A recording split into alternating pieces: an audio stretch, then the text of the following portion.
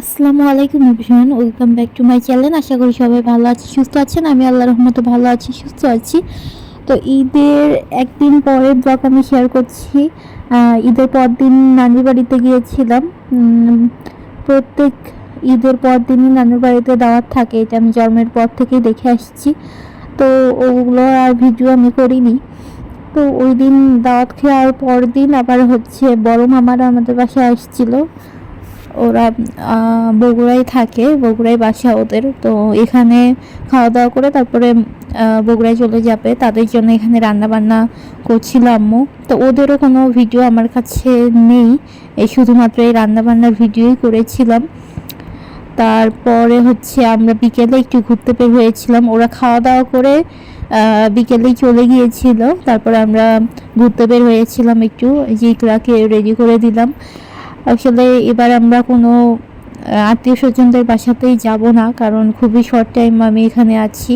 আমার ইনকোর্স পরীক্ষা শুরু হবে, তাই তাড়াতাড়ি ঢাকায় যেতে হবে। 2-3 দিন আছি আর এখানে। তাও বিকালের দিকে আমরা একটু নদীর পাড়ে ঘুরতে যাব। এটা আমাদের গ্রামের বাড়ি দিয়েই যেতে হয়। এই যে আমাদের গ্রামের বাড়ির রাস্তা। তো আমরা সেদিন আমাদের বাড়িতেও গিয়েছিলাম, ওখানে খাওয়া দাওয়া করে তারপরে নদীর পাড়ে গিয়েছিলাম। তো বাড়ির আর ভিডিও করিনি। এই যে গ্রামের রাস্তা দিয়ে গেলাম। আসলে গ্রামের রাস্তাগুলোই অনেক সুন্দর। এটা আমাদের বাড়ির নদী, করতোয়া নদী।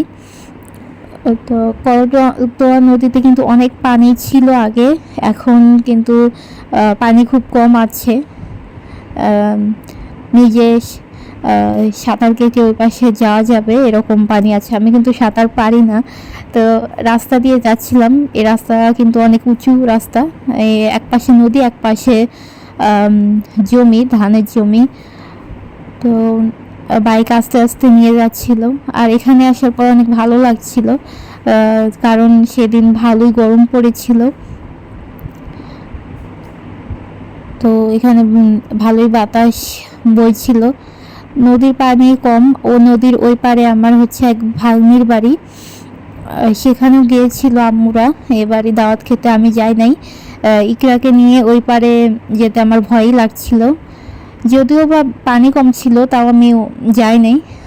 আম্মু গিয়েছিল, ইকরার বাবা গিয়েছিল, আব্বু গিয়েছিল। ওরা গিয়ে দাওয়াত খেয়ে এসেছে গতকাল। তো আমি তো যাই নাই, তো ভিডিও নেই আর। তো এই যে এটা রায়েদের বাড়ি।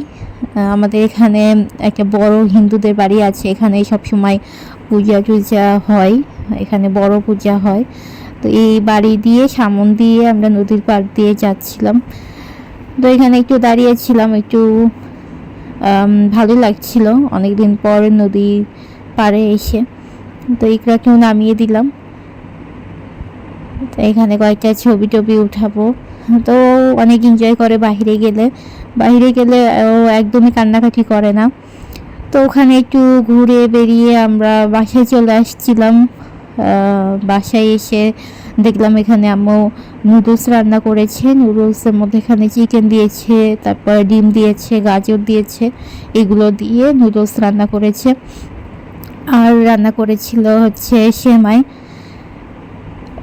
এই যে, তো বাসায় থাকছি, দূরে কোথাও যাওয়া হচ্ছে না, তাই বাসার ব্লগই শেয়ার করছি। কয়েকদিন পরে আবার ঢাকায় ব্যাক করব, তো ঢাকায় ব্যাক করার ব্লগও শেয়ার করব। আর রাতে এই যে আইসক্রিম খাচ্ছিলাম আর নাটক দেখছিলাম। এবার ঈদে অনেক ভালো ভালো নাটক এসেছে, তো আমি প্রত্যেকবার এটাই করি, ঈদে যে নাটকগুলো আসে সেগুলো দেখি। ঈদে করার মতো তেমন কিছুই থাকে না। আজকেও একটা ছোট্ট ব্লগ শেয়ার করলাম আপনাদের সাথে, আশা করি ভালো লেগেছে। আল্লাহ হাফেজ।